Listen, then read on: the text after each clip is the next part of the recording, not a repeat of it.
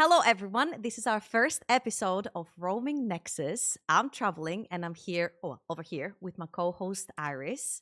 And this is a first off happening in League of Legends, where the East meets the West.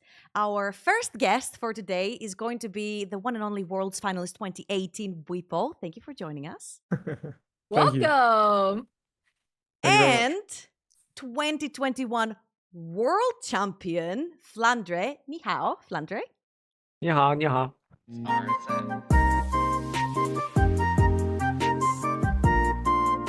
We're going to ease you into this podcast by asking about thoughts and feelings and thoughts about First Stand. Let's start with you, Bwipo. You've had a very, very long career, and suddenly there's like 3 splits in 1 year, third international added in. Thoughts and feelings?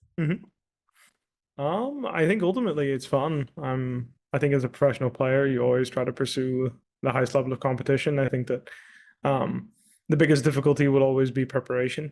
I find that for every international event, preparation is the most important part of success. And having really short prep time really shows people or tests people on how strong of a meta read they have and how quickly they can adapt. 我觉得确实，先锋赛其实对我们 LPL 赛区来说，可能是准备的时间特别短，因为就我们跟滔博刚打完决赛嘛，然后他们没过一会儿就去打新的版本了。我觉得可能像我他 ID 怎么说来着？Bwipo， 我能不能叫他？我自己叫习惯了 ID 啊。你要说那个是不是？就我感觉我这边很多人都喜欢那么叫他，我能这么叫吗？我先征询一下他的意见，好吧？就我们真的是外赛区的选手 ID 怎么好念怎么记，真的。Yes, of course, I like it. For me, the most important thing is that you are comfortable. 就像我刚才说的，就是因为那个先锋赛的版本跟我们之前 LPL 决赛那个版本其实是不一样的嘛，所以我觉得调整的时间是比较少的，而且是刚刚把换线这个就很多很复杂的东西现在彻底改掉了嘛，现在基本上前期就是没有换线了，所以我觉得调整起来还是比较麻烦。Yeah, I feel like it showed as well. Obviously, this episode is going to air after First Stand is done, but I feel like a lot of teams, like, their read to the meta is very, like, let's say, quote unquote, old by now. And it's only been 1 week and everything. Now, something that we didn't have it in our rota, let's say, but it got brought out, I think, literally yesterday or today, was that Fearless is staying for the entire year. And obviously, we're not going to talk a lot of League of Legends, but that is our last related question to League of Legends. I'm going to start with Flandre. What is your views on Fearless staying for the entire year? Does that help or? 其实在我看来，如果一直启用这个双边无畏征召模式的话，可能会比之前更有意思吧。因为以前就是版本特定强势的英雄就那么几个，然后你一边各搬3个，然后能选出来的东西可能会比较固定嘛。但是现在你只能选1次以后，可能你英雄池储备就要加深特别多，而且也有很多战术，就是比如说把你厉害的英雄先给你玩一把，然后我们也可能会抢掉，就我们这边说是算烧英雄，所以也有这种战术，我觉得就比之前可能会比赛好玩特别多吧。Bwipo, before you give your opinion, because of course we want your opinion as well, I want to ask, if Fearless was a thing in 2021, what would have happened to your Graves, Flandre? 如果2021年就启用双倍无畏征召的话，我觉得可能就是我一把男枪都选不到。Well, my thoughts on Fearless are a little bit like, obviously it's the same, but also it's it's bittersweet for me because I feel like I ended up in a situation where a lot of the off-meta picks that I would want to use to surprise people, I find that my strategy for preparing my counter picks has needed to change because I would always find counters to the meta pick and then I would force someone to ban that champion if the counter was successful. And then I would keep going down that path. So for example, in a meta where Cassandra would be blinded, I would prepare Urgot, and then every time they would want to use Urgot in the future, or they would want to use Cassandra in the future, I would have Urgot ready. But now, if Cassandra is out of the draft, well, I don't have use for my counter pick anymore. So a lot of my counter picks were very specific to one character. So I would prepare a specific counter pick for just one pick. So into Cassandra I would have Urgot, or into Jax I would have Garen. And now it feels harder to prepare these kind of counter picks that are only good in one matchup, because you only have one game to use that. Because you might not even get the matchup due to the fact that maybe you're going to pick it yourself. So it's changed my preparation a lot, actually, and changed my perception of preparation, and it's made champions like Gnar that are blindable and win many matchups even more valuable. Same for Jace, for example.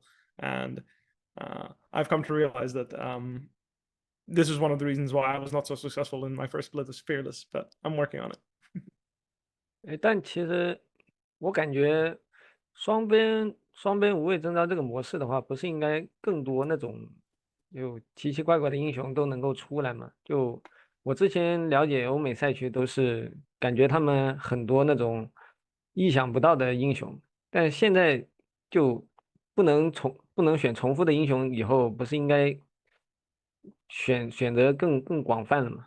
I think definitely it gives me more opportunity to prepare pocket picks, but at the end of the day, like I mentioned, the biggest issue I have is, for example, if I blind pick Cassandra in the first game and they pick Gnar into me, then my preparation to counter Gnar is no longer relevant. So if I had a counter pick specifically ready for Gnar, I can no longer use it because Gnar is out of the pool, which makes it harder for me to find a counter pick, or harder for me to prepare because I have to prepare so many off meta picks that it's almost more like a better use of your time to not worry too much about counter picking the lane and preparing specifically to get good matchups, and more preparing general good champion picks that are more universal. So in a way, I think champion diversity will improve, but instead of champion specific counters, I find that having a wide champion pool with a lot of options that will suit the team composition and draft is going to be more meaningful than specific champion counters, because you know that this champion will be present in the draft, right? I think that a lot of the advantage we did have as Western players is that, like, when there was a set meta, like Asian players would opt into the champion all the time. For example, in 2020, Ornn was very present in almost every draft. So I knew that I was going to get an opportunity to play Singed. But should I come back to 2020 and I decide to play Ornn in the first game, then now the time I have spent preparing Singed has been wasted because I chose to pick the strong meta champion myself. 明白了，但我觉得他们其实还是优势挺大的吧，毕竟厉害的英雄就那么几个，如果已经用完了，然后拉到一个完全陌生的对局，我感觉他们会非常占优势，这是我自己的感觉。I'm not so sure. I think that when you get pushed and you get forced to practice every single day, I think that Asian players will also have a wider champion pool, and I think we will actually lose our advantage. I think due to the nature of coaching, it's like very player driven in Europe. So when a player wants to play a certain champion, then the coach will usually accommodate for it and try to find a way to make it work in the draft. I find that in Asian culture, that's not really the same. Maybe I'm wrong. I don't know for sure. I've never played on an LCK or LPL team, but I think this is why that we had an advantage in this, because the players would complain should they think a meta matchup is not the best option, they would try to find a better option by suggesting maybe I can use this counter pick instead of what the Asian players use. But now that there's a necessity for having a larger champion pool, I fear that we will have lost this strength. No, don't say it. Don't say that. Don't say Don't it. say Bwipo. that. Take the W, please. 明白，就是说白了，都害怕奇怪的英雄。Oh, okay. I think everyone is. I am too. That's why I Okay. use them so often. Well, maybe you're feared from now on in the East, Bwipo, when it comes to top laners. You know, there's like a stigma, I want to say, because you've played a lot in EU, you played a lot in NA, and there's like a stigma of like, we don't have good enough Western top laners. You're one of them, luckily. Your name is up there in the top, but we don't have like a big bunch of them that we can share with the world. So thankfully, the picks might make up for a lack of quote unquote great top laners. I don't know.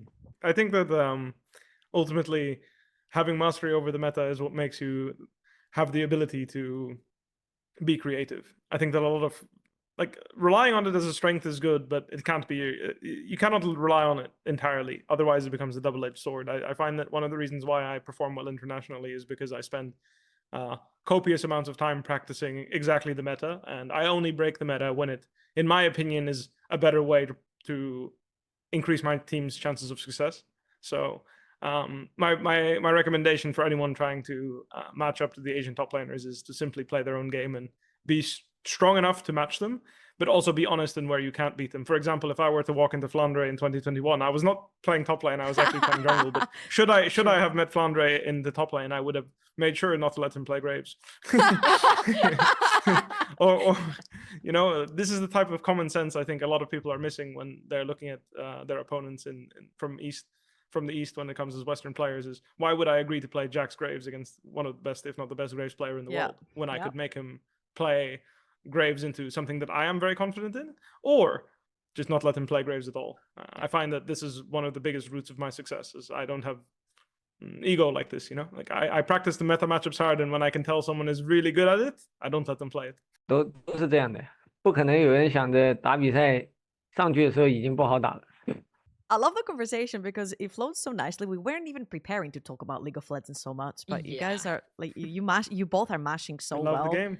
I mean, we're all league heads here, I guess, in some way or the other. You guys are a little bit more feet deep into it than us, but I want to take us outside of League of Legends. I'm gonna throw us out of the rift straight into IRL, and I know that Bwipo, you haven't necessarily had much of an off season yet because you guys are boot camping. You're technically still working. True. But what does an ideal off season look like for you, outside of work, outside of scrims, outside of everything? Well, I think this is always for me, like off season for me is after Worlds, so I will always look at it after Worlds. So I don't consider time time in between MSI or like spring and summer or winter and spring as off season. It's just a break. But off season for me is 2-week break from League of Legends. I don't play. I don't think about it. I don't talk about it. I just process the year and try to understand what I can do or what I would want from my role in the next year. So I ask myself, like, if I were a jungler, what would I want from my top laner next year? Or if I were a jungler, I would ask myself, what would I want from my mid laner? What do I want from my support? And this will kind of reshape the opinion and idea I want or I have of what I expect from my teammates. And then I will try to help them guide towards that goal, or at least discuss with them on what we can do to reach that. And then I'll also push myself to kind of reevaluate it, because when you're in the middle of the season, it can be really difficult to redefine yourself.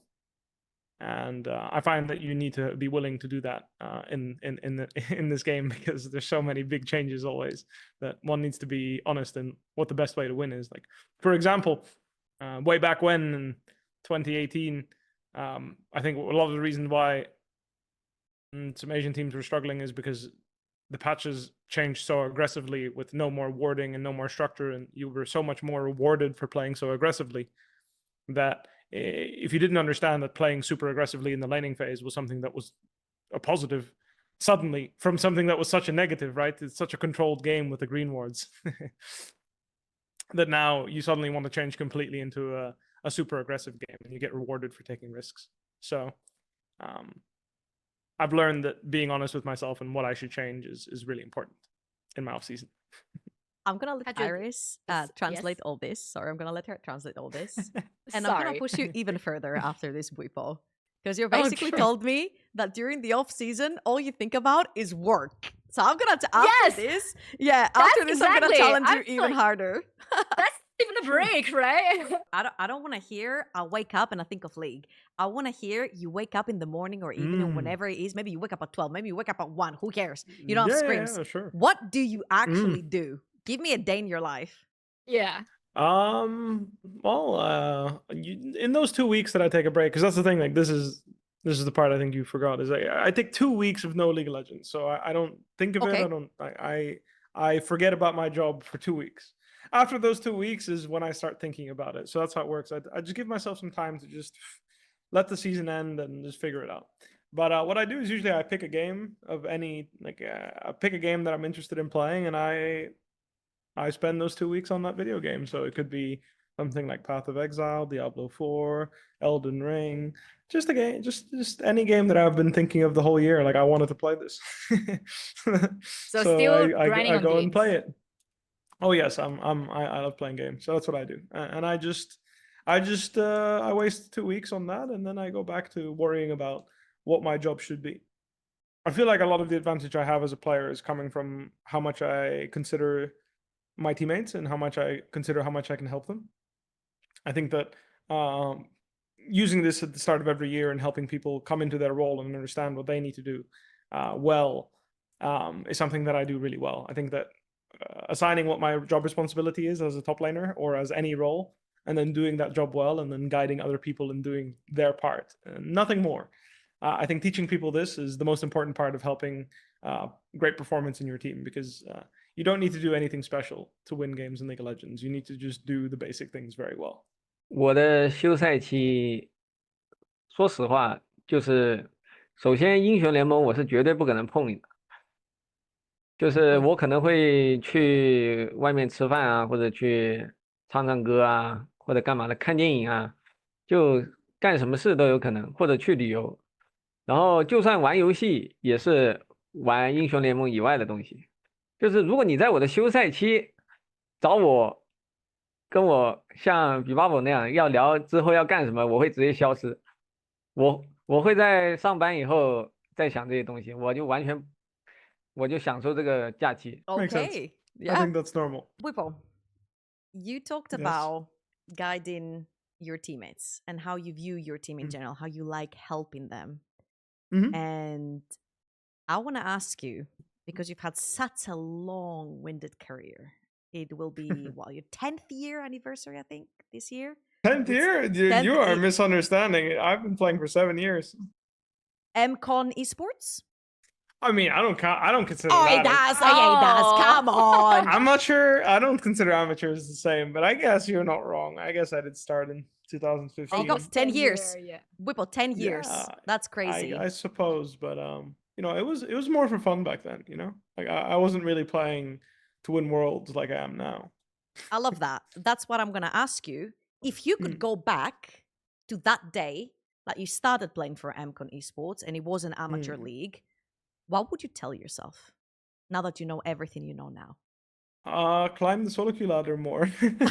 I spend a lot of time trying to work with my amateur teammates to try and make ourselves a better team to make it together. But I think I came to realize quickly my ambitions were very different from my teammates, and as a result, when I tried to push them, I wasn't gaining as many. I wasn't yielding as many results as if I were to just have focused on myself from the start. I think I would have had more success. That said, it was kind of the perfect storm, because I think in 2017 Fnatic wouldn't have wanted a substitute, and in 2018 they did. So everything fell into place for me. So really, perhaps the best thing of all for me would be to change nothing about my trajectory. 如果要我回到刚刚开始的时候跟自己说，我感觉他不会理我呀。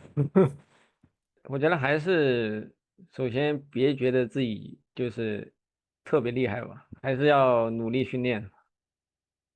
主要是这个。主要是这个。对，因为我以前我挺偷懒的。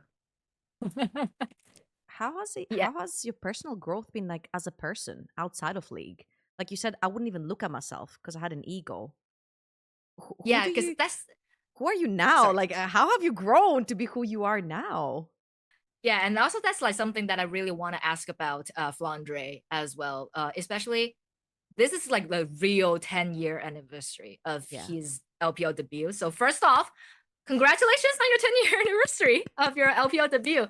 首先恭喜你，也祝贺你已经在 LPL 10年了，所以给自己鼓个掌没问题。谢谢。然后其实对他自己有个问题，然后我自己其实也有一个问题，先回答他的问题好了。其实到现在我才成为一个就是比较正常的职业选手吧。我感觉我现在做的是就是应该就是打职业平常该干的事都做到了。因为我之前我又想起你刚那个问题，我小时候真的是，我觉得我就哎，我太厉害了，我说白了，我就很训练的没那么多，就就那时候有点太骄傲了，所以我觉得现在就是比较正常的，每天努力训练啊，好好打训练赛，正常打排位这一种。That's why I want to highlight Flandre's perseverance and dedication to this esport. I think a lot of fans are inspired by his passion and love for this game. In 2023, he took a year off from pro play. After that, he joined JDG and now he is in Anyone's Legend. But my question is about something outside the game. Flandre has given so many gifts out this year, both to your fans and to persons with disabilities. You also give gifts on important holidays like Chinese New Year, like your anniversary of debut, like days like International Women's Day. So tell us a little bit more about that. 因为还是23年那一年的休息对我来说影响特别大吧。就我在那一年之前，可能满门心思都在怎么打好比赛上、游戏上，所以那一年休息以后，我就也思考了特别多。我就想，我不仅要打好比赛，而且在我还能够当职业选手的时候，我也希望能够抓住机会，活跃在大家面前，多做点好事，希望对粉丝们都好一点。所以那一年其实算是影响最大的。那你看到就是说在评论里面，大家会觉得说，哦，好像就是很惊喜嘛，对吧？就是你当时第一反应是什么？因为我其实看到还有蛮多好评的嘛，你当时是第一的一个反应是怎样的？我第一反应其实是蛮惶恐的，因为说白了，23年之前每一年赛程都很紧张嘛，我基本上就没什么休息时间和社交的机会嘛，所以到23年的时候，我休息的时候，我认识了很多新的朋友，然后我也有了很多时间去做游戏以外的事情。那时候我改变了我之前的一些观念嘛。我举个例子，就是那段时间我特别喜欢打瓦，然后我自己的号段位比较低，不能跟朋友们一起玩，所以我就借了一个号，找朋友借了一个号。然后当时那个号名字是比较女孩子嘛，就叫什么芋泥波波冰，然泥波后波冰对，，OK，大概就在这里。然后有弹幕就问我了，主播，这个号是你女朋友的号吗？因为我当时号只有白银嘛，然后我就回了一句，我白银，然后我女朋友专2是吧？这合理吗？我当时说完，其实我没意识到这句话有什么问题。然后下播的时候，我就被我朋友喷了，因为我当时没有想过，这其实是一种偏见嘛。就是他跟我说，为什么假设她是我女朋友，为什么你女朋友的段位就不可以比我高呢？就为什么她打游戏就不能打得比我好呢？我其实想了挺久的当时，然后我就马上跟他们道歉了，包括对粉丝好一点这件事也是我在这几年才意识到的，就没有人对我好是理所当然的。道理杰之前也说我这几年变得比之前更感性了，但其实可能就是我更关心周围的人了吧。所以说实话，就对不起，我打断你，他什么时候跟你讲这个事情的？就是我跟他在一起当队友的时候，可能跟我离开 EDG 的时候差别特别大，他就觉得我变化特别多。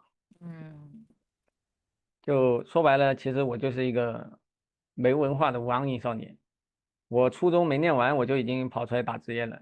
那时候也没有老师和学校教我游戏以外更多的东西了。我到了20多岁吧，到了最近才学会了一些很简单的道理。就你与其说我是一个多好的人，不如说我在努力变得没那么糟糕。其实我没有大家说那么好，说白了，我就特别惶恐。但我还是非常感谢大家的肯定，还有对我的喜爱。我就希望将来游戏内外都可以变成更好的人。It makes me a little emotional because a lot of the times, and I feel like nowadays in 2025, I feel like our self-worth is so tied to our success in terms of what we do. And I feel like specifically for League of Legends players, like I can speak from the perspective of an interviewer, like person of the broadcast or whatever it is, which I have lived. But I think specifically for pro players, it's just such a whole different perspective where you're like, have I won? I'm good. Have I not? I'm trash. But it's not necessarily a 1 versus 1. Even if you are good or you're not good, it's not necessarily tied all up to you. And I want to ask Flandre, and of course you people, what do you think about that being like, is that how you weigh how good you are as a person? Like how good you do in one split, another split, whether you make it to Worlds or not? For me personally, it used to be that way in my first year. I think that coming to terms and kind of growing up into myself as a professional player, one of the reasons why one of the reasons why I've been able to get out of that kind of rut and tie self-worth, something other than my performance, has been my relationship, and it's been very powerful at doing that for me. And it meeting someone that helped me understand that performance in League of Legends is not everything, but it is very important. Like it is very dear to me. My confidence as a person is still very much attached to my performance as a professional, but my self-worth is not. So when I'm very confident, it's because usually I'm doing very well. And when I'm not so confident, it's usually because I'm not doing too well. So it's hard to detach that, but I don't have this notion that I'm I see my value as a person regardless of my performance now, and that wasn't the case in the past. What was the breaking point? Oh, sorry, Iris. What was the breaking point, Bwipo? Summer split 2018. I played bot lane that whole split, and I was an integral part of my team's success in the sense that I felt like the strategy we were using and the way we were playing, like I was not the most important piece, but I was an important piece in our strategy. And I felt like all the practice I put in and all the hours I put in to be that player was really valuable. Now, I was still, because we weren't sure what the meta was going to look like, I was still being asked to play both roles. So I was asked to practice top lane and bot lane, and it turned out that AD carries were back and I didn't have to play bot lane anymore. But still, I spent so much time practicing and spreading myself thin that it was very hard for me to feel useful to my team because I wasn't having a stellar performance every single game, which is something that I was able to recreate when I was focusing on one role. So in summer playoffs, I earned the right to be the starter, which if you've ever been a substitute, that's a really big deal. And then I lost every single game, actually. I won 0 games that playoffs. So my team won the entire playoffs. They won the whole split. And I won 0 games during playoffs. So I went on stage because our agreement with the coaching staff was that I would play the first game. And then if I lost, they would sub me out for Soaz. I didn't win a single game. So my self-worth was rock bottom. I thought I was the problem. I thought, if I am I even useful to my team if I can't perform well enough, blah, blah, blah. And this is where I realized like something had to change, like I can't be that down. Because then I'm even more useless to my team. 我听着都觉得他太厉害了。首先，就在我认为，就你一个位置打得好就算了，你刚刚说的他去打下路，而且他21年还打过野，我觉得能打好这么多位置已经特别了不起了，而且就真的，我也没试过转位置嘛，所以其实我只是感觉他特别厉害，我只能这么说。Thank you very much. I 我 appreciate 还 it. 想跟他说一句，就是说白了，在他的队友需要他去别的位置的时候，他能够站出来，我觉得他已经是最好的选择。Thank you so much. I really appreciate it. 就是非常非常感谢。谢谢。Well, there was a time where you also stepped up, Flandre, in literally last year, because Sheer was starting top laner a lot of the time for JDG, and JDG trusted you to play playoffs. JDG trusted you every time going towards the finals. So I think you should be very proud of yourself that teams put that trust in a world champion for a reason, to show up when it matters. 谢谢谢谢。 That is, I think, the perfect answer to the personal growth that we were asking about as well as you, Bwipo. Yeah. Before we go straight to the fan section, I want something that I really want Bwipo to know, that you're so welcome in Chinese community. The second I sent a post that anything that you want to talk to Bwipo, anything that you're curious about Bwipo, I got tons of DMs and they're so insanely good. So just wanted you to know you're so Thank you so loved much. in Chinese community. I appreciate it. I am a big fan of the Chinese community. For me, the thing I like about the Chinese community more than anything is how honest the player base is. I find that whenever I play on the Chinese server, it's the same. As I don't have to play always well. I have to have the right intentions, and I find that it's the same for the fans when they watch me play on stage. Is as long as my intentions are good and I try to accomplish what my champion needs to accomplish in the game, it's okay if I make some mistakes. That's why I feel always comfortable when I play internationally, and I do Chinese media because I feel like the Chinese fans have a great understanding of the game, and they are very lenient, and at least they're very lenient towards me in what success looks like, and I feel like the same way in the solo queue. So I'm very grateful for that. And perhaps, like I said, maybe they're very lenient with me and they just like me, so they accept me for all the mistakes I make as well. That's why, like for me, I feel very comfortable even if I make mistakes. I feel like they always give me good ratings. I don't know if it's a meme or something, but they're always very nice to me. So. Oh my Yes, God. I do. I look at it, and I always await the Chinese fans' opinions because they're always nice to me, but also they're very funny they're very funny when people play poorly as well. So I always have a good laugh. That's true. That's true. Okay, RNG versus Fnatic. World's Group Stage Day 6. Okay, I'm gonna play this. I'm gonna stop it at some point, and you're gonna have to tell me on whether or not you remember what happens after. Okay. I remember winning this game. What I remember, isn't this like I think LeBlanc is gonna like W into us, and we're gonna one shot her, and we're gonna win the game or something. I don't That's know. what I remember. Anyway, let's have a You look. just Wow. watch and let me know, okay? Very specific. All right. I remember crying was very confident this game. I think he disrespected me a few times. Looking for the hook, but the jump comes back. There's the chains, and Hillisang already down to half HP. It must not have been this fight. I remember at bot inhibitor we win the game because he I'm gonna stop it disrespected me there. and I hit him with W.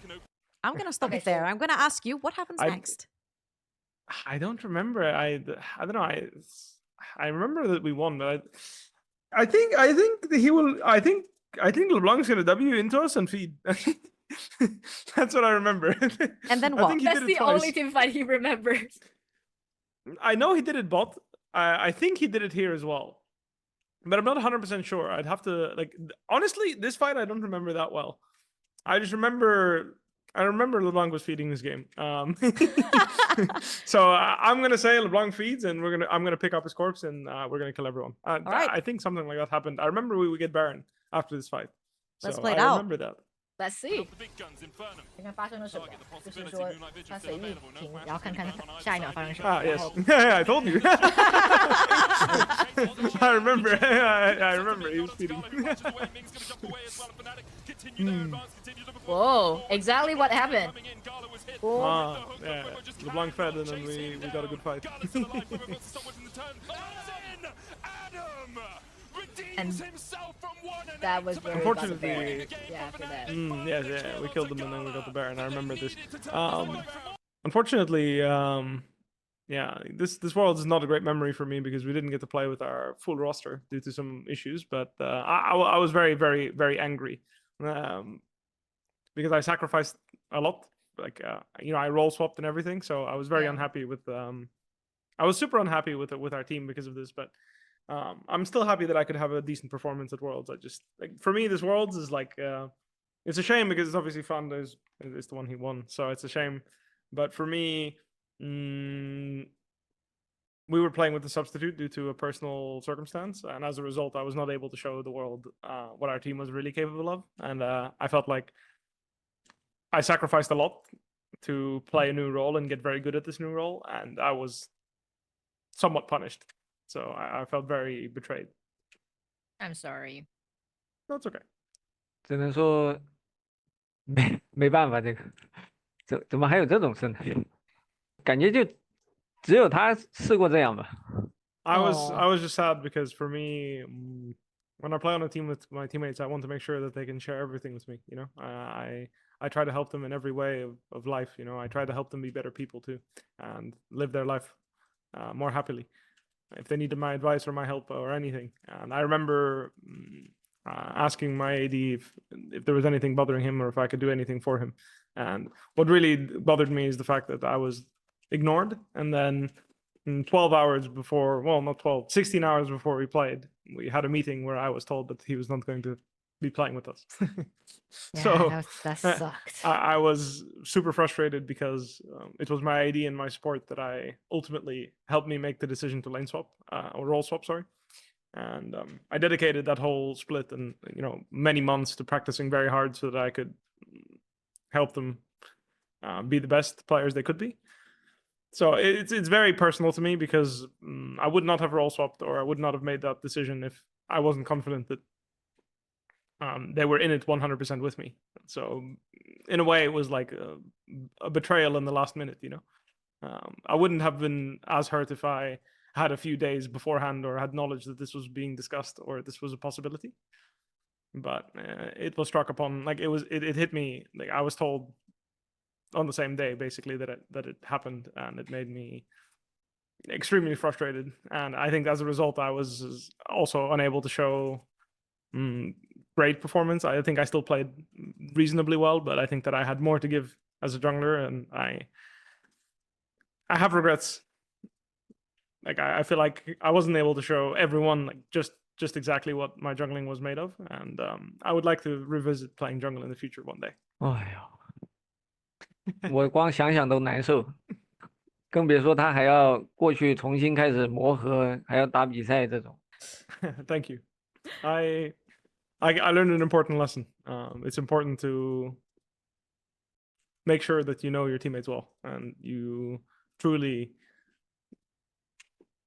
make sure that they feel comfortable to share with you. I feel like my regret is also that maybe I wasn't a good enough teammate at the end of the day, that he could share his real issues.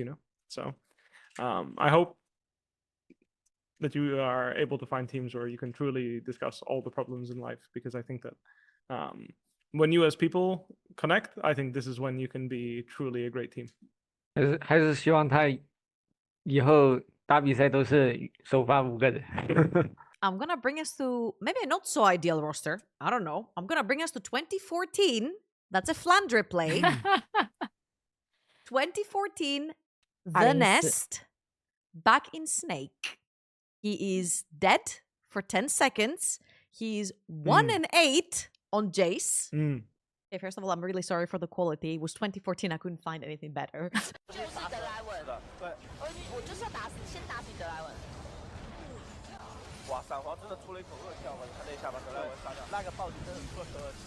All right, here he's alive. What happens next? 接下来，我是不是在 K 头？我记得我好像刷了点数据，然后就记了。就记了。对，这把肯定赢不了，不记得了，太久了。我就隐约记得我好像在 K 头。你完全不记得了是吧？你只记得你们这把输了。是的。好，刚刚发生了什么？所以你复活了之后，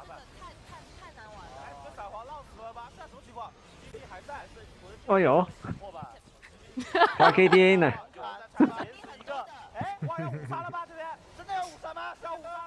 哦，我5杀了吗？对。Nice. Okay. I've never gotten a pentakill actually. I don't have one. Hey, would you Yeah, prefer I to be only have a 1-8 quadra and then get a pentakill, or? Pentakill is a pentakill. I mean, it's in the records. True. Okay, next one. Okay, Bwipo. SKT versus Fnatic. Yeah. 2019 GP Top. You remember? Okay. I remember this game. Yeah, I remember they tried to dive me, and then I emote on them, but I can't kill them. I got angry. I was sad I couldn't kill them, so I emoted on them.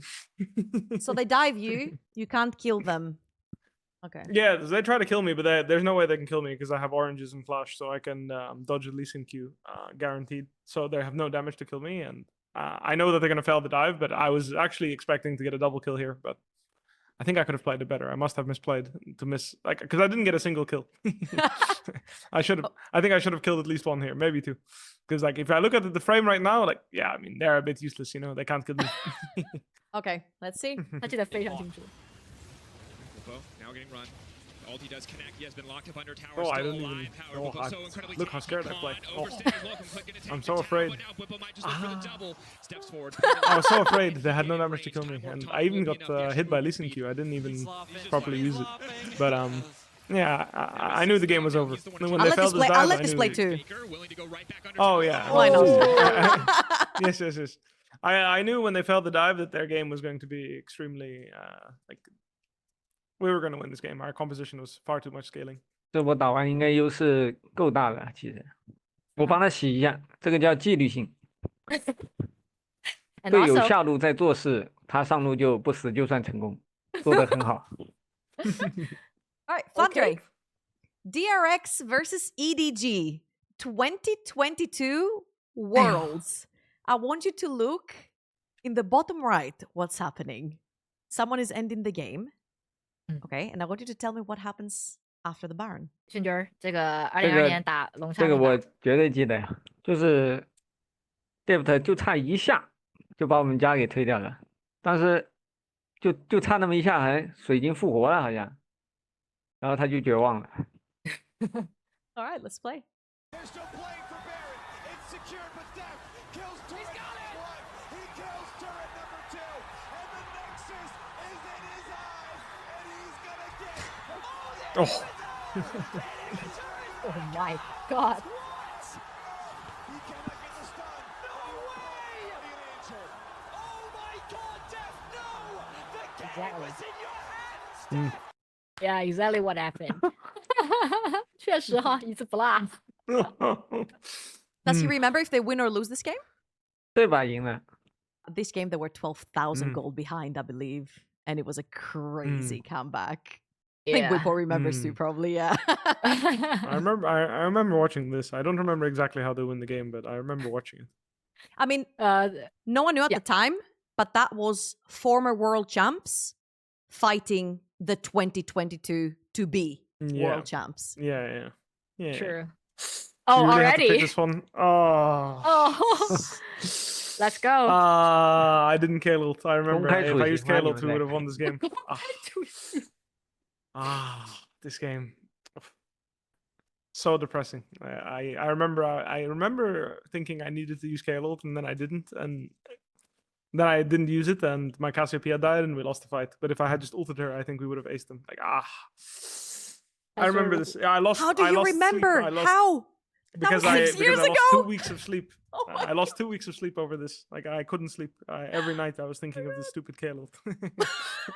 All right, Let's go. So let's see if that's true. Yeah, that's what's gonna happen. I'm not gonna K ult him, and he's gonna die. And like I'm holding it because I was thinking like, oh, right now there was a moment where they didn't use their spells yet, and like Camille was done with her damage. But I held my K ult, and then I K ult myself here, but it's too late. If I K ulted the Cassiopeia and she could DPS, we would have aced them completely here. This would have been a complete wipe, and the game would have been actually a win. We were behind this game in 5k gold. I remember we were very far behind. Because we would ace the enemy team here and we would get Baron. Like their play was so bad that I completely choked. Like, Oh my god. Hey, What a also to game be losing world play, like- champs. Also to be world champs. Can't blame yourself True, too much. but, That's I think reasonable. if we win this game, a lot of things could have happened. Maybe Yeah, it would be G2 versus Fnatic in the finals. You never know. I'm not sure. I'm not sure. 我一般就不想这种以前的事儿，容易现在也睡不着。 Last one for you, Flandre. 最后一个了。 Damwon Kia versus EDG. Worlds Finals 2021. I don't know what happens, but there's a large gap in the top lane. It's looking promising. 但是他不知道发生了什么，但是他知道上路差距很大。 I'll stop it 我 there. 已经感觉到我把赵李杰害死了。 So they both die. Okay. Okay, let's see. needs to be careful not to overextend because the resets are Oh. going to come through soon. 那没事。 And this could be danger for Flandre. Yeah, when the fight comes down, That this makes is sense. going Okay, that's fine. Khan's able to lock down that He kill didn't for kill the JJ barrel. with him. It's gonna be I'm surprised he didn't buy Mercury's this game. 是的，所以这把我输了。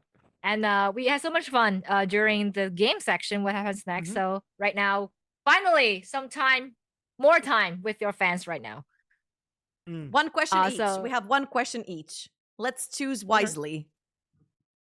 Let's choose. Oh my God, Bwipo, you're so popular. How am Thank I you. supposed to ask that? Okay. A lot of people have mentioned that. So by Gilly Gilly Xiwenzai. So last year when you were in China, you tried a dish called 小羊生煎. I'm not sure if you still remember that. It's like a fried dumpling, but bigger than Yes. a dumpling. Yeah. Yes. very And good. yeah, it was very good, but unfortunately, Fly was eliminated from the tournament shortly Yes. after. So some fans noticed that other players from other teams also tried this food and played poorly afterwards as well. So it has become a meme among Chinese fans that this dish is a jinx for international players. So this year, if we see you at Worlds in China, would you be willing to try it again to see if you can break the food curse of 小羊生煎? I will promise the Chinese fans this. If we play the LPL, I'll eat the dumplings before we play. And then that way it's win-win. Oh, I will get the good food, and if we lose, you guys will know why. Okay. My question is from Initialized Cass on X. And he says, okay, this is the obvious question right here. We need to know more about your G idol obsession. 我之前是，我最近不是。什么叫最近不是？什么叫最近不是？因为我就之前是，我就先问个问题，我想，其实我比较好奇，就是他们那边欧洲那边的爸爸妈妈会不会觉得他们去打职业，或者说就我们这边是叫网瘾少年，我不知道他们那边叫什么，就会不会觉得这是一件很奇怪啊，或者他们觉得是一件很正常、很好接受的事？就我好奇那边是怎么样的，因为我说一下我吧，就是我 Speaking 小 of 时候 himself.，我小时候就只要一玩游戏，我妈就严厉拒绝，我都是抓各种 timing 自己偷偷玩，所以这边很不支持，不知道他们那边是怎么样的。The short answer is yes, it's the same. I think that for the most part, parents are more lenient with giving like in the West, if you ask for a year or 2 years, I think most parents would be willing to let you pursue your passion for a year or two. But you would have to have finished your high school, and you would have to show good intent somewhere else. So if you have a good relationship with your parents, I think they would give you a year almost every time. Most parents would, but it is very common as well for if you're young and you play a lot of video games, to be considered addicted, and it to be a very bad habit. And finally, the gift time. 来吧，礼物时间了，是不？是的，我要把我这个食谱让他们好好学一下。就这个东西，你吃过了以后，我相信没有任何人能觉得能够抗拒它，能够拒绝它，就会食过饭场味。It looks good. It looks delicious. I cook very rarely. I only cook for the people I love, but for once I will cook for myself and try your recipe. Thank you so much. Oh, That's everything we got for today. Flandre, Sheshe, Bwipo, thank you so much for joining us. Iris, always a you. pleasure, and I'll see you in the next episode as well. This will be the end of our first episode of Roaming Nexus. Thank you so much for joining us in this journey. Let us know down in the comments which East and West pair you would like to see, and of course, which subject you would like discussed. Thank you so much for joining us. And hint, for episode number 2, we might have another world champion and someone who got instantly impacted by that world champion. We'll see you then. we'll see you then. Bye. Thank you. Bye. Thank you. Alright, then.